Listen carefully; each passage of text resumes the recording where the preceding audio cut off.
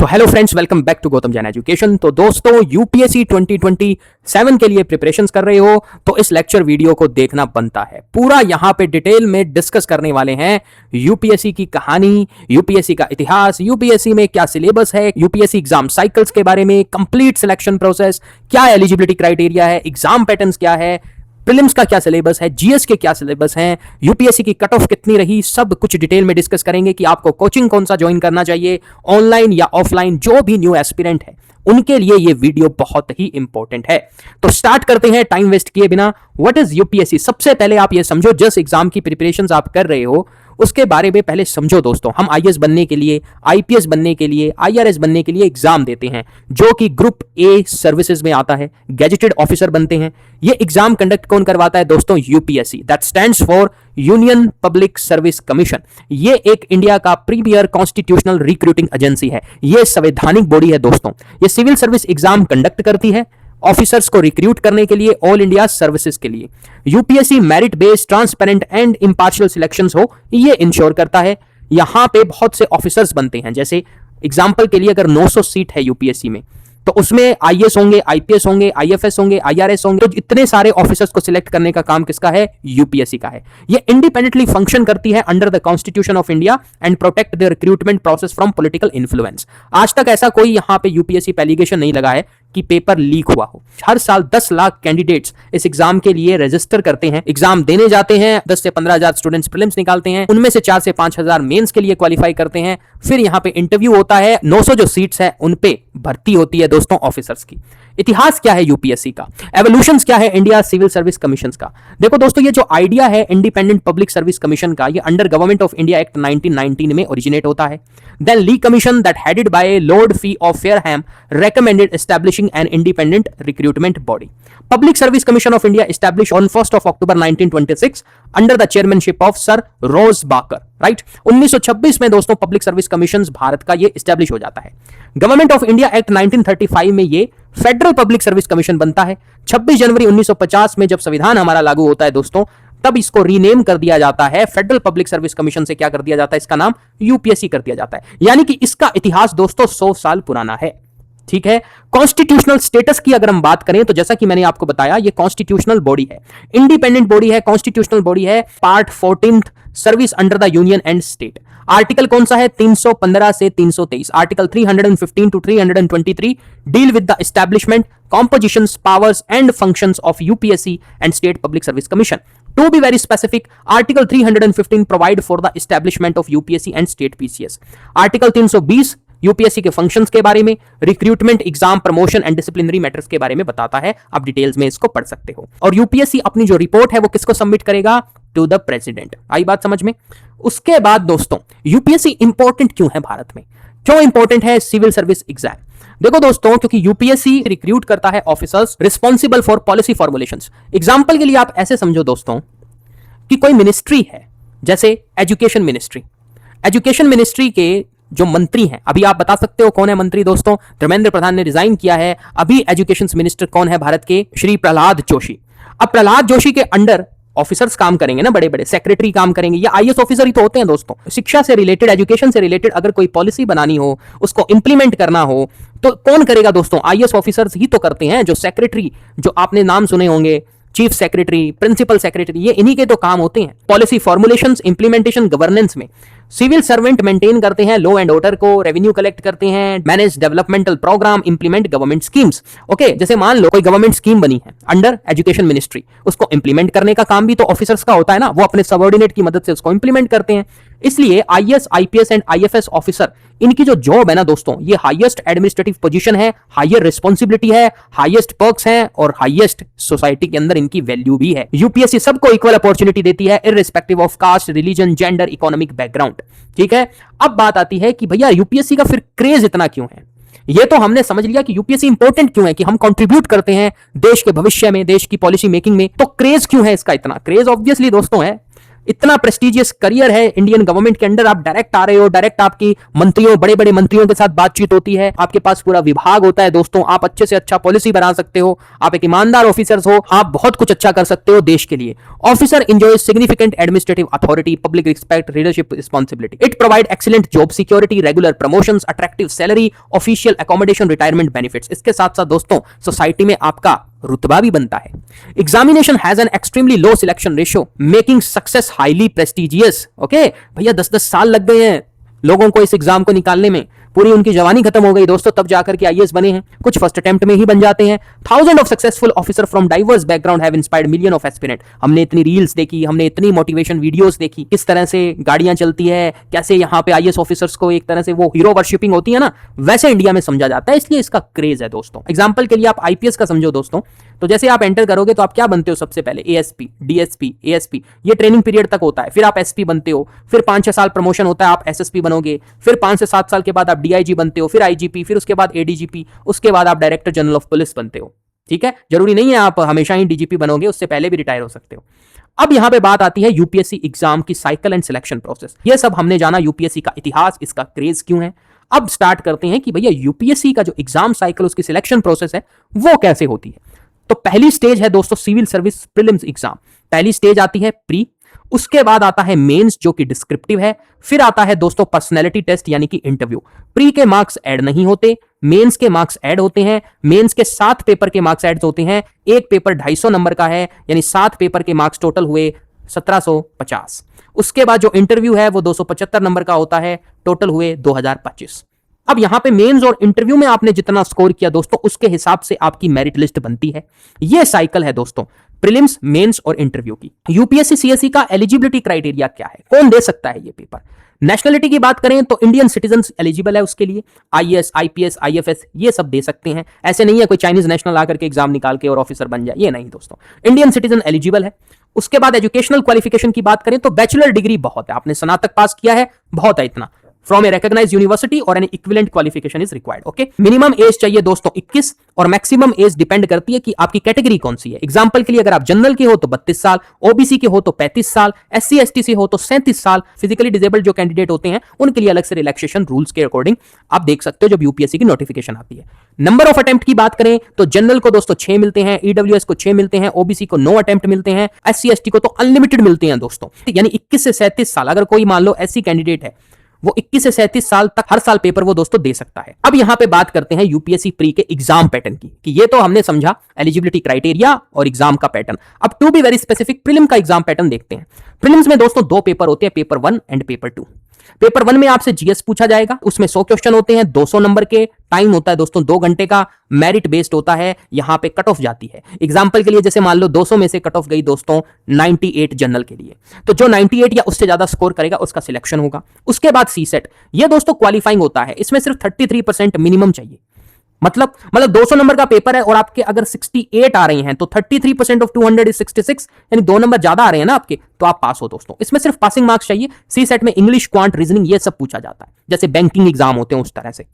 ये aptitude test है, ये आपकी योग्यता चेक करता है कि थोड़ा बहुत गुणा भाग अंग्रेजी आती है या नहीं आती, हमारा जो आईएएस बनने जा रहा है उसको। की फीचर्स क्या है दोस्तों, दोनों के दोनों ऑब्जेक्टिव है, ऑफलाइन होता है, ऑनलाइन नहीं, कोई भी कंप्यूटर बेस्ड सीबीटी नहीं होता यूपीएससी में, ठीक है। ऑफलाइन होगा, सेंटर जाओगे, पेपर मिलेगा, ओएमआर शीट मिलेगी, उसको भरो आप। हर क्वेश्चन 2 नंबर का होता है, नेगेटिव 1/3 होती है दोस्तों। There is no sectional cut off, कोई सेक्शनल कट ऑफ नहीं होती, पूरा एक 200 नंबर का पेपर आएगा, आपके पास 100 क्वेश्चन होंगे हर एक सब्जेक्ट से, ठीक है। अब यहां पे बात कर लेते हैं सिलेबस क्या है। ऐसे कोई predefined syllabus as such कोई बड़ा सा नहीं है दोस्तों, बस इतना लिखा गया है कि current event of national international importance, history of India, Indian national movement, then geography से related, polity, governance, economic, social development, environment, ecology, biodiversity, climate, इससे रिलेटेड ये कुछ भी पूछ सकते हैं। यानी आपको अपना बेसिक दैट इज एनसीईआरटी, आपको न्यूज़पेपर, करंट अफेयर्स अपडेट रहना पड़ेगा। सीसेट की बात करें तो reading comprehensions, communications, interpersonal skills, logical reasoning, analytical ability, decision making, problem solving, DI पूछ सकते हैं, बेसिक न्यूमरेसी क्लास 10 तक के लेवल की पूछ सकते हैं। मिनिमम 33% आपको चाहिए पास होने के लिए। ये यूपीएससी का डिफाइंड सिलेबस है, पूरा यहां पे मेंशन नहीं कर रखा अच्छे से, इसीलिए तो इस बार जो पेपर हुआ तो एस्पिरेंट का कंसर्न था कि बहुत ही लेंथी वेग तरीके से यूपीएससी ने क्वेश्चंस बनाया है। यूपीएससी को प्रीलिम्स का सिलेबस और अच्छे से डिफाइन करना चाहिए। अब यहां पे दोस्तों प्रीलिम्स के लिए कैसे प्रिपेयर करें ये समझ लो। जैसा कि मैंने आपको बताया, सबसे जरूरी चीज क्या है? एनसीईआरटी। आपको अपना बेसिक स्ट्रॉन्ग करना है दोस्तों, तो आप एनसीईआरटी पढ़ोगे। क्लास 6 से 12 तक की एनसीईआरटी को अच्छे से पढ़ डालो, और NCERT line to line, Wikipedia का यूज करो, एआई का यूज करो, हर चीज का मतलब समझो, क्या लिखा गया है, तब उसको डिटेल से अच्छे से पढ़ो, तब जाकर के एनसीईआरटी पढ़ना माना जाएगा। यूपीएससी ऐसे डायरेक्ट एनसीईआरटी से उठा करके क्वेश्चंस नहीं देने वाली दोस्तों, घुमा फिरा करके देगी, इसलिए डिटेल में पढ़ना जरूरी हो जाता है। अब एनसीईआरटी पढ़ रहे हो, बेसिक डायनेमिक पोर्शन भी तो स्ट्रॉन्ग करना है, उसके लिए न्यूज़पेपर पढ़ो डेली के, कंसाइज नोट्स बनाओ, Indian polities, geography, history, economy, environment, science, tech, ऐसे आप नोट्स बना सकते हो दोस्तों। उसके साथ साथ आप प्रीवियस ईयर क्वेश्चंस पेपर भी सॉल्व करो, मल्टीपल रिविजन्स करो।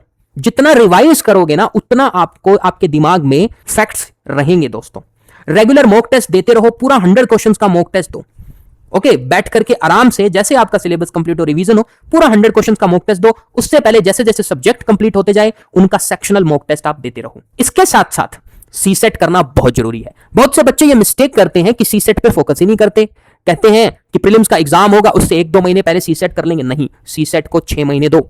सी सेट का डेली टाइम निकालो, 1 से 2 घंटे, रीजनिंग, क्वांट, इस पे टाइम स्पेंड करो दोस्तों। बहुत से बच्चे जीएस तो पास कर लेते हैं, सी सेट में क्वालिफाई नहीं कर पाते, ऐसा होता है बहुत से स्टूडेंट्स के साथ। तो आप ये गलती मत करो, जो न्यूकमर्स हैं, जो स्टार्ट कर रहे हैं अपनी प्रिपरेशंस, हर एक सब्जेक्ट्स को, हर एक पेपर को इक्वल टाइम दिया जाना चाहिए। सीसेट को कम टाइम दो, लेकिन ड्यूरेशन लंबी रखो। ओके, अब बात कर लेते हैं मेंस की। तो मेंस में दोस्तों टोटल यहां पे 1 2 3 4 5 6 7 8 और 9 पेपर होते हैं।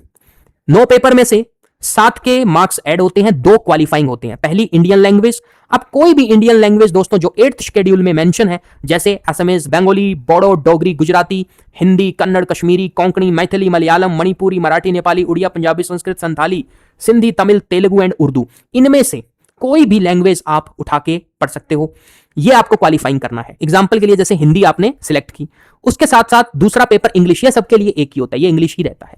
ठीक है, ये 300 नंबर के हैं दोस्तों, ये क्वालिफाइंग होते हैं। उसके बाद ऐसे जीएस पेपर 1 2 3 4 और ऑप्शनल के आपके 2 पेपर, आप कोई भी एक ऑप्शनल सिलेक्ट करो। एग्जांपल के लिए आपने एंथ्रोपोलॉजी ऑप्शनल सिलेक्ट किया, उसके 2 पेपर आएंगे। ये 250 नंबर का एक होता है, 7 पेपर के हो गए दोस्तों 1750 नंबर। अब यहां पे अगर आप क्वालिफाई कर जाते हो तो आप इंटरव्यू में पहुंचोगे। आईएएस बनना है दोस्तों, लंबी जर्नी है ये, सीट कम है, कॉम्पिटिशन बहुत हाई है। यूपीएससी मेंस एग्जाम जैसा कि मैंने आपको बताया डिस्क्रिप्टिव होता है, आपको लिखना पड़ता है। अब ओएमआर शीट में गोला भरना नहीं है, अब आपको लिखना है। आपके पास बड़े बड़े क्वेश्चंस आएंगे, जीएस पेपर 1 2 3 4 ऐसे ऑप्शनल 1 एंड 2, उसके आपको आंसर करने हैं। इसके लिए आपको आंसर राइटिंग प्रैक्टिस करनी चाहिए। 1750 का मेंस, फिर इंटरव्यू 275 का, 2025 में से आपकी मेरिट लिस्ट बनेगी। 1 बाय 1 देखते हैं जीएस पेपर 1 का सिलेबस। जीएस पेपर 1 में दोस्तों history, Indian heritage and culture, world history, Indian society, geography, ये पूछते हैं। जिसमें Indian heritage culture including ancient, medieval, modern cultural development, history of India from ancient to post independence, ये सब आपसे पूछे जाते हैं। वर्ल्ड हिस्ट्री के बारे में, इंडियन सोसाइटी, जियोग्राफी, इसके लिए भी डेडिकेटेड बुक्स होती है दोस्तों, हर एक सब्जेक्ट्स की। For example history of India के लिए विपिन चंद्रा आप पढ़ करके देखो, तो ऐसे डेडिकेटेड बुक्स हैं हर एक सब्जेक्ट के लिए। History, world history, Indian society के लिए मेन स्पेसिफिक, उसको आपको पढ़ना होता है, रिवाइज करना होता है। रिवाइज करने के बाद आपके पास कंटेंट फैक्ट्स रहते हैं लिखने के लिए, फिर आप आंसर राइटिंग करके अभ्यास करते हो और आप इसमें महारत हासिल करते हो। उसके बाद आता है जीएस पेपर 2, जिसमें Indian polity, governance, social justice and international relation से रिलेटेड पूछा जाता है।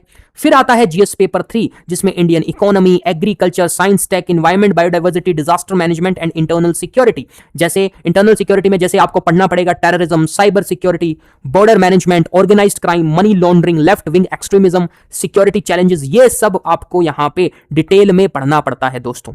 ओके, एग्रीकल्चर में एग्जांपल के लिए MSP, cropping pattern, irrigation, food processing, agriculture marketing, storage, agri reforms, पूरा डिटेल में पढ़ना पड़ता है। हर एक सब्जेक्ट के लिए अगेन मैंने कहा डेडिकेटेड बुक होती है, वो आपको पढ़नी पड़ेगी। यानी कि अगर मैं आपको ये बताऊं कि एनसीईआरटी के साथ साथ अगर आप 15 से 20 बुक्स हर एक सब्जेक्ट की अच्छे से पढ़ लो, आराम से इस एग्जाम को निकाल सकते हो, अगर आप कंसिस्टेंट हो। कंसिस्टेंट होना बहुत जरूरी है, रिवीजन बहुत जरूरी है।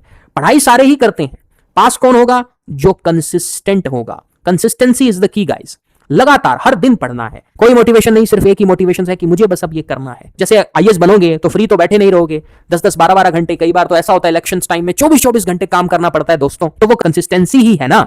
एक ऑफिसर इतना काम कर रहा है, उससे पहले आप इतनी पढ़ाई करो। अपने जीवन को इस तरह से बनाया जाना चाहिए कि आप काम करते रहो, उसमें इंजॉयमेंट फील करो काम करने में। ये कंसिस्टेंसी से ही आप निकाल सकते हो। उसके बाद पेपर 4 एथिक्स में दोस्तों ethics and human values, attitude, emotional intelligence, probity in governance and case studies आपसे पूछे जाएंगे, जैसे ethical dilemma face by civil servants and practical decision making in the governance. Okay, इस तरह से आपको प्रिपेयर करना है। ये 4 जीएस पेपर 1 2 3 4 के सिलेबस हैं दोस्तों। उसके बाद आता है ऑप्शनल, कि ऑप्शनल आपके पास यूपीएससी की जब आप ऑफिशियल वेबसाइट पे विजिट करोगे आपको सब कुछ मिलेगा दोस्तों। जैसा कि यहां पे मैं आपको दिखा पा रहा हूं कि ये यूपीएससी की वेबसाइट है, या एग्जामिनेशंस पे क्लिक करो, या प्रीवियस ईयर क्वेश्चंस पेपर पे क्लिक करो, या जितने भी आपको प्रीवियस ईयर्स देखने हैं यूपीएससी के वो सब मिल जाएंगे। सब कुछ आपको मिलेगा यूपीएससी से रिलेटेड। जैसे कि यहाँ पे आप देख सकते हो, ये देखो तमिल, तेलुगु, उर्दू, ये लिटरेचर्स के पेपर है, सिविल सर्विस मेन एग्जाम 2025 पूरा डिटेल्स में आपको मिलेगा। ऑफिशियल वेबसाइट से जाकर के आप कवर करो। ऑप्शनल के साथ दोस्तों ये है कि एग्जाम्पल जैसे कि मान लो आपने ऑप्शनल लिया लेट्स से पब्लिक एडमिनिस्ट्रेशन, तो उससे रिलेटेड आप अलग से बुक पढ़ोगे, आप ऑप्शनल की कोचिंग भी ज्वाइन कर सकते हो, आप सेल्फ स्टडी भी कर सकते हो अगर आपने ग्रेजुएशन में वो सब्जेक्ट पढ़ रखा है तो, राइट। अब एक एग्जाम्पल ले लेते हैं, आपको मैं थोड़ा झलक दिखाता हूं कि कैसा पेपर आता है। जैसे प्रीलिम्स में जीएस में कैसे क्वेश्चन आएंगे। With reference to the carbon border adjustment mechanism, consider the following statement. It is a policy of the European Union. It aims to reduce carbon leakage by imposing a carbon price on certain import. आपको बताना है कौन सी statement correct है। Options A, B, C and D are givens, right. अब आपने अगर current affair में कार्बन बॉर्डर एडजस्टमेंट मैकेनिज्म के बारे में पढ़ रखा होगा, only then you will be able to answer the type of questions asked in the prelims. Okay, इसलिए रिवीजंस करना बहुत जरूरी है।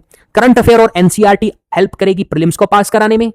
मेंस के लिए हेल्प करेगा आपकी consistency and answer writing practice. उसके बाद सीसेट का एक क्वेश्चन देख लो, जैसे क्वांट का एक क्वेश्चन है सीसेट में, train travelling at a 72 kilometre per hour crossing a platform 180 metre long in 24 second. If the length of train is 300 metre, what is the length of platform? क्या ये आप answer कर सकते हैं? जैसे देखो दोस्तों, 72 को 5/18 से करेंगे तो ट्रेन की स्पीड कितनी आ गई? 20 मीटर पर सेकंड। ये 180 मीटर के प्लेटफॉर्म को क्रॉस कर रही है, प्लस ट्रेन की length divided by speed of train that is 20 is equal to 24। तो ये क्या आ जाएगा यहाँ पे दोस्तों? 480 आ जाएगा। ट्रेन की लेंथ ही तो पूछिए ना हमसे, 480 में से 180 माइनस कर दो, ट्रेन की लेंथ कितनी आ गई? 300 मीटर आ गई। इस तरह से आपको क्वेश्चंस दोस्तों करने होते हैं। ओके, तो इजी है, अगर आप प्रैक्टिस करोगे ना तो हो जाएगा, ऐसा कोई इतना मुश्किल नहीं होता। But at the same time मैंने जैसे कि आपको कहा, मुश्किल सिर्फ एक चीज है, कंसिस्टेंसी, वो कोई ही मेंटेन कर पाता है। इसीलिए आपने देखा होगा रिवीजन पे ज्यादा फोकस किया जाता है। जीएस पेपर मेंस का जैसे क्वेश्चन देखो आप, how did the revolt of 1857 influence the administrative policies of the British government in India? 150 words में आपको ये लिखना है। Paper 2 discuss the significance of cooperative federalism in strengthening India's governance structure. अब जैसे कोऑपरेटिव फेडरलिज्म, आप ये ऐसे कॉन्सेप्ट दोस्तों एनसीईआरटी में पढ़ोगे, करंट अफेयर से लिंक करके जब आप पढ़ोगे इसको तो आपको बहुत अच्छे से समझ आएगा कि सीन क्या है। उसके बाद GS paper 3 explain challenges posed by AI to employment ethics national security in India. GS paper 4 ethics में what do you understand by integrity in the public service, explain its importance with the suitable examples, right. ऐसे में किस तरह के ऐसे पूछे जाएंगे, जैसे कि technology as the silent architect of the human civilization, right a well structured essay discussing both opportunities and challenges. अब आप जब अभ्यास करोगे डिस्क्रिप्टिव का, तब जाकर के आप मेंस को क्वालिफाई कर सकते हो। तो एक साइकिल है दोस्तों, प्रीलिम्स, मेंस, इंटरव्यू। अब यहां पर यूपीएससी के ऑप्शनल सब्जेक्ट का सिस्टम देखो। जैसा कि मैंने आपको बताया कि ऑप्शनल जो सब्जेक्ट है वो 250 नंबर का 2 पेपर टोटल आते हैं। जैसे मान लो आपने international political science, international relation optional लिया, तो उसके 2 पेपर आएंगे 250 नंबर के, 500 नंबर का आएगा। 48 के लगभग ऑप्शनल सब्जेक्ट यूपीएससी ऑफर कर सकता है। कुछ फेमस ऑप्शनल जो बच्चे सिलेक्ट करते हैं वो geography, anthro, pub ad, history, philosophy, economics, math, psychology, political science and IR. उसके बाद पर्सनैलिटी टेस्ट, इंटरव्यू टेस्ट होता है 275 नंबर का। यहां पे जो बोर्ड होता है वो असेस करता है आपकी पर्सनैलिटी, आपकी communication skill, leadership quality, decision making ability, presence of mind, judgement, integrity, emotional stability, awareness of the current affairs. उसमें आप जब डेफ भरते हो ना, that is detailed application form of the candidate. जो डेफ होता है उसमें आप अपना एजुकेशनल बैकग्राउंड बताते हो, वर्क एक्सपीरियंस, हॉबीज, सब कुछ बताते हो। उससे रिलेटेड आपसे इंटरव्यू में क्वेश्चंस मोस्टली पूछे जाते हैं। And remember one thing, prelims के मार्क्स ऐड नहीं होते, मेंस और इंटरव्यू के मार्क्स दैट इज 2025 इसमें से मेरिट लिस्ट निकलती है। अब बात आती है वैकेंसीज की, कि भैया यूपीएससी में सर वैकेंसीज कितनी निकलती है हर साल। देखो दोस्तों, कोई फिक्स तो है नहीं। कभी आप देखोगे 900 निकल गई, कभी आप देखोगे 1000 भी निकल जाती है, 943, 938, इस तरह से। मतलब मैं आपको बताऊं 700 से 1100 के बीच में कितनी भी वैकेंसीज, अगर आप पीछे का रिकॉर्ड देखो तो 700 से 1100 के बीच में वैकेंसीज निकलती रहती है। Okay, IAS, IPS, IFS, IRS के लिए बच्चे कंपीट करते हैं। रिजर्वेशन भी इसमें दोस्तों होता है। 10 से 13 लाख कैंडिडेट हर साल एग्जाम फॉर्म भरते हैं, लाखों बच्चे पेपर देने जाते हैं, हजारों प्रीलिम्स में सिलेक्ट होते हैं, सैकड़ों स्टूडेंट्स आगे जाकर के मेंस क्वालिफाई, इंटरव्यू क्वालिफाई करके सर्विस में आगे बढ़ते हैं। तो जो सक्सेस रेशियो है वो बिलो 0.2% है। आई बात समझ में? बिलो 0.2%। इसलिए UPSC one of the world's toughest competitive exam है दोस्तों। अगर मैं आपको ये बताऊं कि कट ऑफ की, अगर मैं कट ऑफ की बात बताऊं तो प्रीलिम्स को आपको क्वालिफाई करने के लिए अगर सेफ साइड चलें तो 200 में से अगर आप जो जनरल कैटेगरी के हो दोस्तों, तो 100 नंबर आपको आराम से प्रीलिम्स करवा देंगे, जिस हिसाब से एग्जाम बन रहा है उसको देखते हुए। मेंस के लिए 770 प्लस, फाइनल सिलेक्शन 1000 प्लस में आराम से आप आईएएस मिल जाता है दोस्तों। ईडब्ल्यूएस के लिए 95, 740, 960, बाकी की यहाँ पे आप देख सकते हो ओबीसी, एससी, एसटी के लिए। मतलब ये अगर मैं बताऊं, अगर आप 90 के पास प्रीलिम्स में स्कोर कर रहे हो तो काफी हाई चांस है। मेंस में दोस्तों अगर आप 700 प्लस, 750 प्लस स्कोर करते हो, हाई चांस है। फाइनल मेरिट लिस्ट बनती है दोस्तों, अगर उसमें आपके 900 से 1000 के बीच में ऐसे नंबर बनते हैं तो चांसेस हैं आपके। अब यहां पर दोस्तों 12 महीने का अगर प्लान अगर हम देखें, कोई प्रिपरेशंस करने बैठा, 2027 किसी का टारगेट है, किसी का 28 टारगेट है, तो एक प्रॉपर प्लान बनाया जा सकता है। आप हेल्प ले सकते हो मेंटोर की। अगर हम देखें 1 से 3 महीने तो आप अपना बेसिक स्ट्रॉन्ग करो, आप एनसीईआरटी पढ़ो, करंट अफेयर्स पढ़ो, फिर आप स्टैंडर्ड बुक्स कंप्लीट करो बाकी के 4-6 महीने में। क्योंकि जब आप पहले बेसिक्स कवर करोगे उसके बाद आपको स्टैंडर्ड बुक्स के कॉन्सेप्ट समझ में आएंगे। उसके बाद आप आंसर राइटिंग प्रैक्टिस करो 7 से 9 महीने के बीच में। फिर आप यहां पे दोस्तों अपने एमसीक्यू, सी सेट प्रैक्टिस करो 10 से 11 महीने में। उसके बाद जो 12वां महीना होता है उसमें आप अच्छे से रिवीजन करो, जितने हो सके फुल लेंथ टेस्ट दो, प्रीलिम्स के, मेंस के।